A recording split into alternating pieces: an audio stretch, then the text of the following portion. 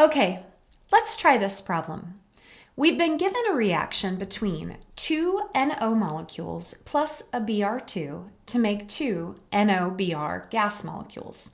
They give us an equilibrium constant Kc equal to 2 at 298 Kelvin. Now, the reason they keep giving you the temperatures every time they give you a K value is because your equilibrium constant is only valid at the temperature given. If you change the temperature, you will change the equilibrium constant. We know our K value is 2 at equilibrium. They also say at some moment in time, the concentration of NO is 0.12 molar, the concentration of Br2 is 0.10 molar, and the concentration of NOBr is 0.55 molar. Now, with those concentrations given, they ask us, is this reaction at equilibrium at that moment in time? And if it's not at equilibrium, which way is the reaction progressing? Are we making more products than reactants? More reactants than products? Or is it equal? Equal rates both ways, and we're at equilibrium. So we have a question about whether we're at equilibrium. To solve our question about whether we're at equilibrium, we need to solve for Q, the reaction quotient. What is our ratio at this moment in time of our products to reactants? And let's compare that to the K value. So the way we find our Q is exactly the same way as we find K. Let's write that expression. Products, we have a gas molecule, NOBr. We're going to go ahead and raise the concentration of that to squared because we have a coefficient of 2.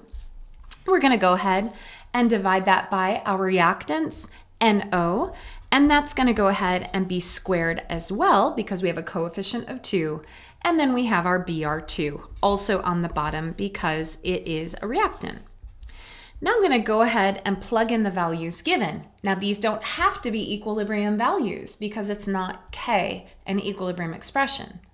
So I'm going to plug in my NOBr. That is 0.55, and we're going to go ahead and square that. Over nitrogen monoxide, that one is 0.12. Now that is also squared, so let's not forget to square that. And the Br2 is 0.10 molar. If you go ahead on your calculator and go ahead and take 0.55 squared divided by 0.12 squared and divided by 0.1 squared, we get a value of 210. Now, what does that mean? Well, what we need to do is compare it to our equilibrium constant. Our ratio right now, our quotient is 210. The ratio should be 2, so we know this is not at equilibrium. Now, if it's not at equilibrium, that means we're either making more products or we're making more reactants. If your Q is less than K, that means you haven't gone far enough. That means you need to go in the forward direction in order to get equilibrium. Our Q is not less than K. Our Q, on the other hand, is much greater than K. So if your Q is greater than K, we've gone too far. Think of it like a number line. K is the target. We want to reach K value. Our Q is way over here. We are way too big.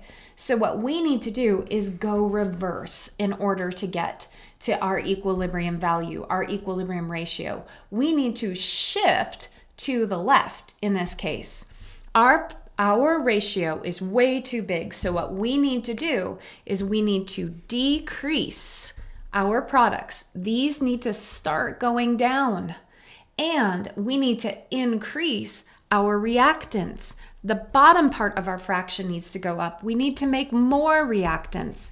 That's why we say shift to the left. We're going to use these up. We're going to generate those. So again, we are not at equilibrium. This reaction needs to shift backwards or shift to the left. I hope that helps. Take care.